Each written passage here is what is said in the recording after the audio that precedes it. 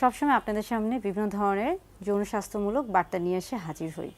আজকে মূলত কথা বলবো পুরুষ লিঙ্গ নিয়ে, অর্থাৎ পেনিসের বিভিন্ন তথ্য নিয়ে। অনেকেই বা বিশেষ করে দেখা যায় যে বেশিরভাগ পুরুষই তাদের পেনিস বা পুরুষ লিঙ্গ নিয়ে অনেক ধরনের তাদের মধ্যে দ্বিধাদ্বন্দ্ব থাকে বা তারা বিভিন্ন ধরনের দ্বিধাদ্বন্দ্বে ভুগে থাকেন। তো সেই ধরনের বেশ কিছু প্রশ্ন আমার কাছে এসেছে বা অনেকে এই বিষয়গুলো নিয়ে জানতে চেয়েছেন, সেই জন্য আজকে বেশ কিছু প্রশ্নের আলোকে তথ্য দেওয়ার চেষ্টা করব বা প্রশ্নগুলোর উত্তর সহজভাবে দেওয়ার চেষ্টা করব। তবে প্রথমে বলে রাখি যে কিছুদিন আগে আমার কাছে একজন মহিলা এসেছিলেন তার সন্তানকে নিয়ে, এবং বাচ্চার বয়স খুবই কম,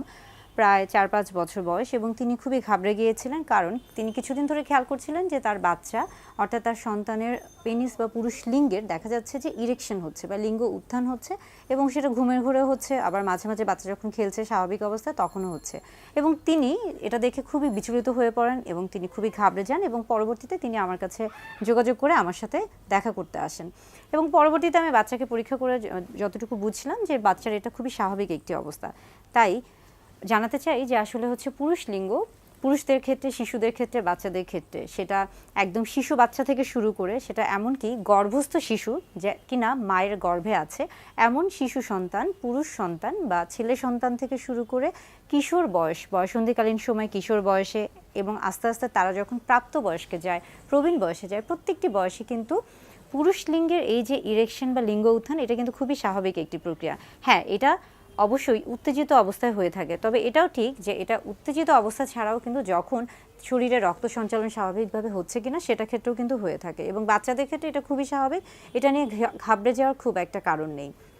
আবার আরেকটা হচ্ছে বিষয়কর তথ্য হচ্ছে, অনেকে মনে করে থাকেন যে ইরেকশন বা পুরুষ লিঙ্গের উত্থান এটা শুধুমাত্র সামনের দিকে হবে এবং সবসময় সোজা হবে। সবার ক্ষেত্রে কিন্তু এমনটা না। অনেকের ক্ষেত্রে দেখা যায় যে পুরুষ লিঙ্গের উত্থান বা ইরেকশন এটা অনেক সময় কিন্তু কিছুটা উঁচু হতে পারে বা কিছুটা নিচু অবস্থায় হতে পারে, কিংবা কিছুটা ডানে কিংবা কিছুটা বামে বেঁকে যেতে পারে। এবং এইটা কিন্তু যখন তার স্বাভাবিক সহবাসের ক্ষেত্রে, স্ত্রীর সাথে স্বাভাবিকভাবে সহবাসের ক্ষেত্রে যখন তাদের দাম্পত্য জীবনে কোনো সমস্যা করছে না বা সে নিজেও কোনো সমস্যা ভুগছে না, তখন এটা কিন্তু তার জন্য খুবই স্বাভাবিক একটি বিষয়। তবে যদি কখনো খেয়াল করে যে এটা তার স্বাভাবিক দৈনন্দিন জীবনে অসুবিধা তৈরি করছে, তাহলে অবশ্যই একজন চিকিৎসকের পরামর্শ নেওয়া উচিত। পাশাপাশি দেখা যাচ্ছে যে পেনিস বা পুরুষ লিঙ্গের ক্ষেত্রে আরেকটা খুবই সবচেয়ে বিচলিত বা সবচেয়ে বেশি আগ্রহের জায়গাটা থাকে যে পেনিসের সাইজ এবং শেপ, যেটা নিয়ে কিনা অনেক পুরুষই অনেক বেশি দ্বিধাদ্বন্দ্বে থাকেন এবং হতাশাগ্রস্তও থাকেন। অনেকে মনে করে থাকেন যে তাদের পুরুষ লিঙ্গের যে আকার এবং আকৃতি আছে এটা খুবই বড় হতে হবে, মোটা হতে হবে, এবং তাদের মধ্যে এই একটা ভুল ধারণা থেকে থাকে। আসলে স্বাভাবিক অবস্থায় আমরা যদি পুরুষ লিঙ্গের কথা বলে থাকি, তাহলে সেটা কিন্তু বিভিন্ন জাতি, বর্ণ, গোত্রে, এমনকি বিভিন্ন আমরা বলে থাকছি যে বিভিন্ন দেশে, এটা কিন্তু আসলে হচ্ছে নির্ভর করছে যে সে কোন জায়গায় অবস্থিত, তার শারীরিক গঠন কীরকম, তার অবকাঠামো কীরকম, তার বংশর কী অবস্থা, বা তার আমরা বলে থাকি যে জন্মগত কোনো ত্রুটি আছে কিনা, শরীরে পুষ্টির অভাব আছে কিনা, বা হরমোনের কোনো সমস্যা আছে কিনা, এই প্রত্যেকটা বিষয় আসলে পুরুষদের লিঙ্গের এই যে আকার এবং আকৃতি সব কিছুর উপর নির্ভর করছে। তবে একটা জিনিস খুবই গুরুত্বপূর্ণ যে স্বাভাবিক অবস্থায় পুরুষ লিঙ্গ মূলত দেখা যাচ্ছে যে 2 থেকে 3 ইঞ্চি বা 2.5 থেকে 3.5 ইঞ্চির মতো হয়ে থাকে, এটা আমাদের এশিয়া মহাদেশের ক্ষেত্রে, এবং উত্তেজিত অবস্থায় 5 থেকে 5.5 ইঞ্চিও হতে পারে। তবে অনেক সময় দেখা যাচ্ছে যে এটা ক্ষেত্র বিশেষে বা ব্যক্তিভেদে এটা কম বা বেশি হতে পারে। যদি আপনি মনে করে থাকেন যে আপনার ক্ষেত্রে এটা কম কিংবা বেশি, এবং সেই ক্ষেত্রে আপনি যদি এটার আকার বা আয়তন বা আকৃতি এটাকে পরিবর্তন করতে চান, সেই ক্ষেত্রে বর্তমানে কিন্তু বিভিন্ন ধরনের ডার্মাটো অ্যাস্থেটিক সার্জারি রয়েছে। আপনারা সেই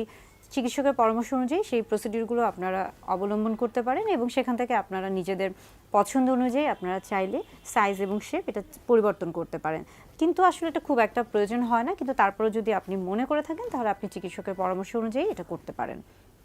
পাশাপাশি আরেকটা খুবই গুরুত্বপূর্ণ বিষয় হচ্ছে, পুরুষ লিঙ্গের ক্ষেত্রে দেখা যায় যে আমরা জানি যে পুরুষ লিঙ্গে মূলত কোনো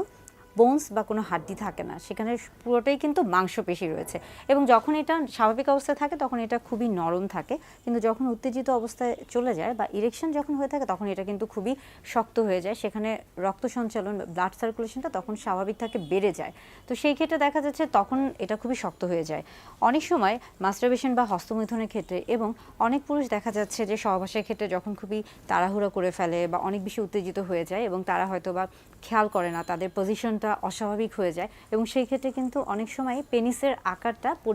পরিবর্তন হয়ে যায়, অনেক সময় বেঁকে যায়, অনেকটা ভেঙে যাওয়ার মতো, সেটাকে আমরা বলে থাকছি পিনাইল ফ্র্যাকচার। অর্থাৎ পিনাইল ফ্র্যাকচার কিন্তু খুবই ভয়ানক বা খুবই গুরুত্বপূর্ণ একটি বিষয় এবং জরুরি বিষয়, এবং যদি পিনাইল ফ্র্যাকচার হয়ে থাকে তাহলে সেই ক্ষেত্রে যত দ্রুত সম্ভব তত দ্রুত কিন্তু চিকিৎসকের পরামর্শ নেওয়া উচিত, হাসপাতালে যাওয়া উচিত।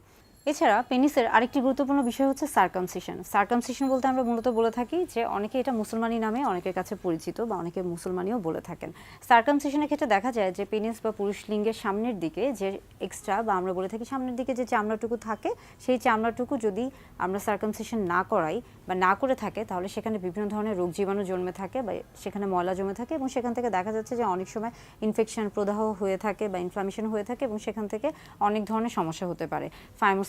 হতে পারে। এবং অনেক সময় দেখা যাচ্ছে যে সেই কারণেই কিন্তু সবসময় বলা হয় যে সার্কামসিশন যত দ্রুত সম্ভব তত দ্রুত করানো উচিত। এবং দেখা যাচ্ছে যে বিদেশে, বিশেষ করে এখন বর্তমানে আমাদের দেশেও বাচ্চা জন্মানোর সাথে সাথে, অর্থাৎ ছেলে সন্তান জন্মানোর সাথে সাথেই দেখা যায় যে তাদেরকে কিন্তু সার্কামসিশন দেওয়া হয়ে থাকে, যেন পরবর্তীতে তারা এই ধরনের ফাইমোসিস বা এই ধরনের কোনো সমস্যায় না ভুগে থাকে। পাশাপাশি আরেকটা জিনিস হচ্ছে যে সার্কামসিশন যদি না করানো হয়ে থাকে সেই ক্ষেত্রেও এই যে চামড়াটা সামনের দিকে থাকছে, সেই চামড়াটা যখন জোর করে পিছনের দিকে টেনে আনা হচ্ছে, এবং অনেক সময় কিন্তু যখন পিছনের দিকে জোর করে আনা হচ্ছে তখন এটা আটকে যেতে পারে, তো সেই সমস্যাকে আমরা বলে থাকছি বা সেই কন্ডিশনকে আমরা বলে থাকছি প্যারাফাইমোসিস, এবং এটাও কিন্তু একটা হচ্ছে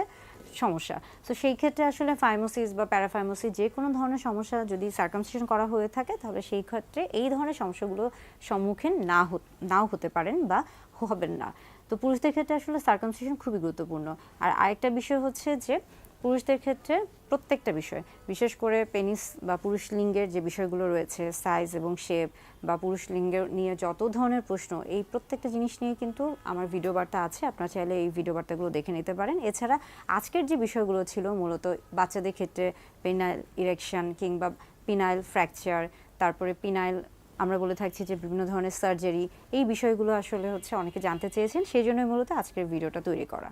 কেগেল এক্সারসাইজ কি, কেগেল এক্সারসাইজ কিভাবে করে, কেগেল এক্সারসাইজ কেন করে, কেগেল এক্সারসাইজ কি অনেক কঠিন বা এটা করলে কি উপকার পাওয়া যায়, বা এটা কি ছেলে মেয়ে উভয় করতে পারে কি না, বা এটার ফলে হচ্ছে ছেলে মেয়ে উভয়ের কোনো আসলে কোনো হচ্ছে হেল্প হয় কিনা বা সাহায্য হয় কিনা, এই প্রত্যেকটা বিষয় সম্পর্কে হচ্ছে জানতে হবে। এবং এটা জানার জন্য অবশ্যই চোখ রাখুন আমার YouTube channel sex edu with doctor দৃষ্টিতে। আজকের যে বিষয়গুলো ছিল মূলত বাচ্চাদের ক্ষেত্রে পেনাইল ইরেকশন কিংবা পিনাইল ফ্র্যাকচার, তারপরে পিনাইল আমরা বলে থাকছি যে বিভিন্ন ধরনের সার্জারি, এই বিষয়গুলো আসলে হচ্ছে অনেকে জানতে চেয়েছেন, সেই জন্যই মূলত আজকের ভিডিওটা তৈরি করা।